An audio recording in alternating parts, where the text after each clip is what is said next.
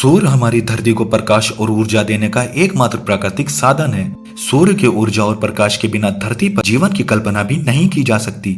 सूर्य पिछले 45 अरब सालों से हमारी पृथ्वी को ऊर्जा और प्रकाश दे रहा है, लेकिन सूर्य हमेशा धरती पर ऐसा मेहरबान नहीं रहेगा। वैज्ञानिकों के अनुसार सूर्य की औसत आयु करीब 9 अरब साल आकी गई है। अब जैसा कि सूर्य पिछले 4.5 अरब साल से लगातार प्रकाशमान है, इसका मतलब सूर्य अपनी औसत आयु के आधे पड़ाव पर आ चुका है।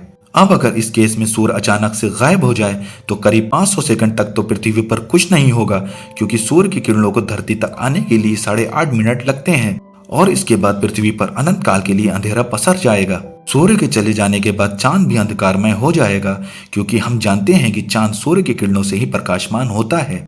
सूर्य और चांद के गायब हो जाने के बाद पृथ्वी के पास रोशनी का एक ही जरिया होगा, आसमान में चमकते हुए सितारे।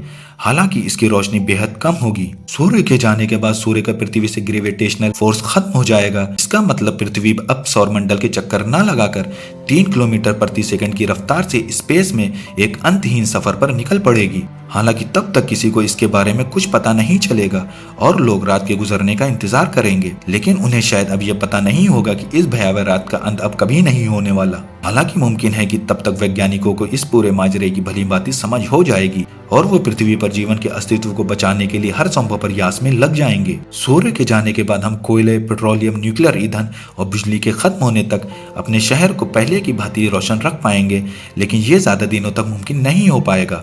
अब इंसानों के पास सबसे बड़ी समस्या होगी भोजन की व्यवस्था, लेकिन पौधों द्वारा भोजन बनाने की प्रक्रिया रुक जाएगी, क्योंकि सूर्य की रोशनी के बिना पौधे प्रकाश संश्लेषण की प्रक्रिया को पूरा नहीं कर पाएंगे। आपकी जानकारी के लिए बता दूं कि वर्तमान में हमारा 99% भोजन प्रकाश संश्लेषण की प्रक्रिया पर ही आधारित है।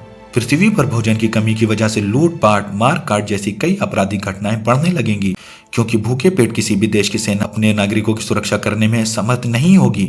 सूर्य के बिना हमारी धरती का तापमान गिरने लगेगा।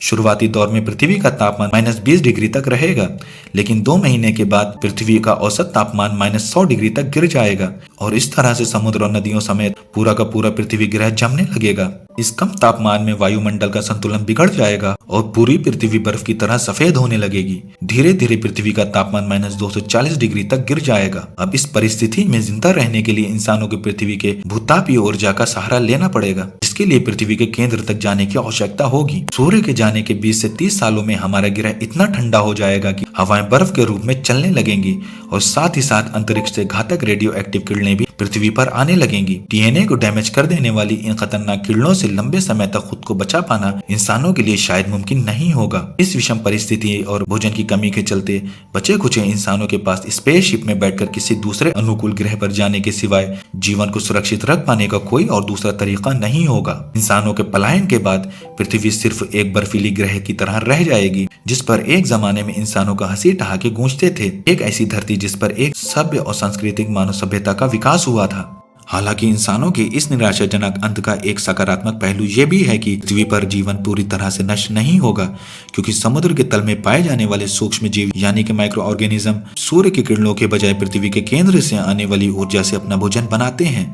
इस तरह से सूर्य के गायब होने के अरबों सालों बाद भी इन समुद्री जीवों की सेहत पर कोई असर नहीं पड़ेगा। अपने इस सफर में पृथ्वी न जाने कितने तारों और ग्रहों के करीब से गुजरेगी और क्या पता शायद पृथ्वी एक दिन किसी ऊर्जावान सितारे के गुरुत्वाकर्षण में आकर उसके चक्कर काटने लग जाए और उस सितारे की गर्मी से महासागरों की बर्फ पिघलना शुरू हो जाए।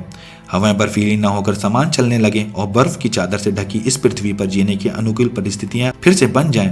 फिर समुद्री जीव पृथ्वी पर आकर इवोल्यूशन की प्रक्रिया को प्रारंभ कर दे और फिर सैकड़ों सालों के अंतर विकास के बाद मानव फिर से पृथ्वी पर अपने कदमों के निशान बना पाए।